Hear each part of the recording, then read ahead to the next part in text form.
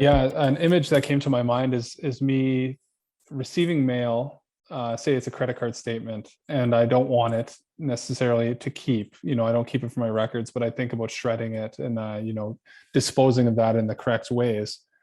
And then you have this imagination of someone going through your recycling in the back alley, and the shredding is a way for me to at least feel like I'm protecting myself and my family.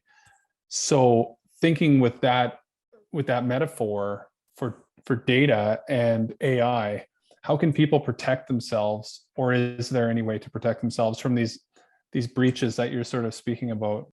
Yeah, there's definitely ways to protect yourself. I guess a couple of thoughts on that. So I'll share a couple of things.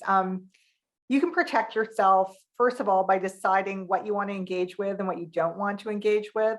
And sometimes, if a system is asking you for too much information, too much of your data, you can make a choice not to use that system. Now, in some cases, that's not always possible. I personally don't think I could go without using, I won't name specific product names, but certain products that we've been discussing. I think it'd be really, really hard to not use those products in the course of my day. And so that's not always possible, just to say no, but that is certainly one thing. You can use things like VPNs to be less trackable. You can look at your privacy settings. You can erase your cookies. You can do a lot of these different things technologically. It takes a lot of work to stay on top of that, but it's possible to do some of that. But I think the bigger issue, and Shoshana Zuboff, who's a professor emeritus at Harvard, said it best when she said that there's a sense that we have to hide in our own life. And it's sort of, the question becomes, what are you going to do to make yourself, less trackable, less traceable, et cetera?